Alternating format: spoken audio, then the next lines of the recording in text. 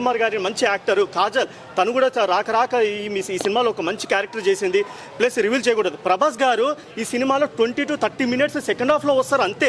అది కూడా 15 minutes తర్వాత ఆయనను చూపించే వరకు చూపించారు. ఆ సినిమా ఆయన చూపించేంత సేపు చాలా మందికి ఒక ఎలా ఉందంటే ఫుల్ ఎనర్జెటిక్ అనమాట. స్క్రీన్ మొత్తము ఒక విజిల్స్ కానివ్వండి, పేపర్స్ కానివ్వండి.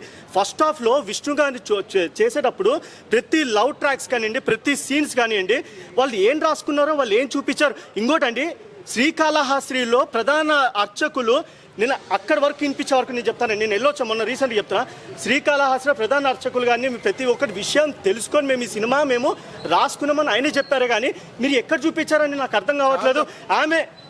నేను వెంకటేశ్వర స్వామి భక్తుని కూడా చెప్తున్నాను, నేను అన్ని టెంపుల్స్ తిరుగుతానని కాదనట్లా, కానీ దేవుణ్ణి మాత్రం ఎంచపరిచి చూపిస్తున్నాను. నిన్న హిందూ సంఘాల వాళ్ళు చాలామంది కూడా ఈ సినిమాని ఆపడానికి main one of the reason మీరు ఈ సినిమా చూస్తే మీకే అర్థమవుతుంది.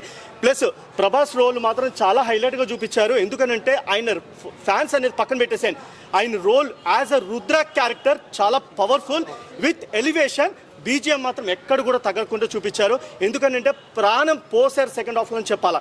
ప్రభాస్ గారు ఎక్కడున్నా కూడా మీరు ప్రెస్ మీట్లో కానివ్వండి, సక్సెస్ మీట్లో కానివ్వండి, ప్రీ రిలీజ్ ఈవెంట్లో కానీ మీరు ఎక్కడ రాకపోయినా కూడా మీ క్రేజ్ అలా అంటే మీరు సినిమా లేట్ అయినా చేయొచ్చామో కానీ ఫ్యాన్స్ మాత్రం మీకోసం ఎప్పుడు కూడా, ఎందుకంటే బ్యాక్ టు బ్యాక్ ఫామ్లో ఉన్నప్పుడు ఇలా చేస్తే ఆయన మీద కూడా కొంచెం నెగిటివ్ స్ప్రెడ్ చేసి చాలా వరకు ఉంది. ఈ సోషల్ మీడియాలో పొద్దున్న చూడండి, ప్రభాస్ కోసమే సినిమా రండి అంటే అది కాదండి. యాజ్ ఎ మూవీ లవర్గా నేను చెప్తున్నాను, సినిమా కోసం రండి, ఫుల్ లెంత్ చూడండి, అసలు ఏంటి ఎక్కడ మిస్టేక్స్ ఉన్నాయో మీరు కూడా క్యాచ్ చేయండి. ఈ లీగల్ నోటీసులు ప్లస్ ఏంటంటే సోషల్ మీడియాలో ఫ్యాన్స్ లేకపోతే సినిమా లేదండి. ఫ్యాన్సే ఇంతమంది పొద్దున్నే వచ్చి 7 గంటలకు వచ్చి సినిమాలు చూస్తున్నారు. ఇదే పనిగా కేవలం ఇంతమంది రావడానికి తెలుగు స్టేట్స్లో ప్రతి థియేటర్లో హంగామా ఉందనంటే మెయిన్ ఎస్పెషల్లీ ప్రభాసే. నేను ప్రభాస్ ఫ్యాన్ కాకపోయినా కూడా ప్రభాస్ని ఇష్టపడుతున్నాను. ఎందుకనంటే ఆయన డైలాగ్ డెలివరీ కానీ ఆయన ప్రతి సినిమాకి ఎక్స్పెరిమెంటల్ చేస్తారు.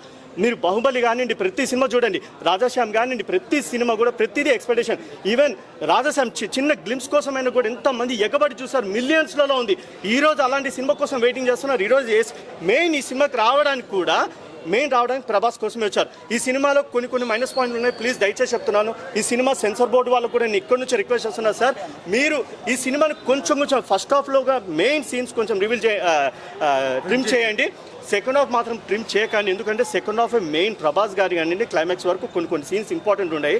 అవన్నీ తీసేస్తే కూడా చాలా కష్టమైపోతుంది. కాబట్టి నేను ఫ్యాన్స్కి ఎస్పెషల్ ఇదే మెయిన్ చెప్తున్నా, దయచేసి కూడా సినిమా బాగాలేదని చెప్పేసి ఎవడు పడితే వాడు రాత్రిపూట చూసేసి యూట్యూబ్లలో లింకులు పెట్టేసి చూడమని చెప్పకండి. ఎందుకంటే విష్ణు గారు యాజ్ అ ప్రొడ్యూసర్గా కమ్ హీరోగా కష్టపడి చేస్తుండొచ్చు. ఆయన బడ్జెట్ ఎక్కువ పెట్టారు. అలాగే 100 కోట్లు సార్, అది సెకండ్ ఆప్షన్. దాని గురించి మనం మాట్లాడకూడదు. ఎందుకంటే ట్రోల్స్ చాలా జరుగుతున్నాయి, కలెక్షన్స్ కూడా 100 కోట్ల బడ్జెట్ ఎలా అని చెప్తున్నాను అంటున్నారు. మీరు ప్రతి ఫ్రేమ్ టు ఫ్రేమ్ చూడండి. ముంబైలో వర్క్ జరిగినట్టుంది, ఇది ఎస్పెషల్లీ సీజీ వర్క్ కంప్లీట్ ముంబైలో జరిగినట్టుంది. ఎందుకంటే హరిహర వీరమల్ కూడా ఈ మధ్య సీజీ అంతా అక్కడే జరుగుతుందని తెలిసింది కాబట్టి ఇన్ఫర్మేషన్ చెప్తున్నా. వాళ్ళు చూపించేటప్పుడు మనకి రైట్ సైడ్లో CGI అని చూపిస్తారు. CGI అని అంటే దాంట్లో కొన్ని మెయిన్ ఇంపార్టెంట్ సీన్స్ గ్రాఫిక్సే ఉంటాయి, యానిమేటెడ్ సీన్స్ మాత్రమే ఉంటాయి. అది బై హ్యాండ్ ఎవరు చేయరు. ఎందుకంటే సిస్టంలో చేసేటప్పుడు ప్రతి ఫ్రేమ్, ఎందుకంటే నేను కూడా మల్టీమీడియా చేసా కాబట్టి చెప్తున్నా, ఆషామాషిగా కూర్చున్నాం కదా, నాకు వచ్చేసింది కదా అని చేసుకుంటూ పోతుంటే అది కరెక్ట్ కాదండి. నేను మూవీ లవర్గా చెప్తున్నాను, మల్టీమీడియా చేసిన వాళ్ళు కూడా బాగుందని గుడ్డిగా చెప్పేకండి. సినిమాలో చాలా మైనస్ పాయింట్లు ఉన్నాయి. CG కూడా సరిగ్గా చేయలేదండి, VFX కూడా. ఈ సినిమా ఓవరాల్ యావరేజ్ అండి. Thank you. అసలు యాక్చువల్లీ నాకు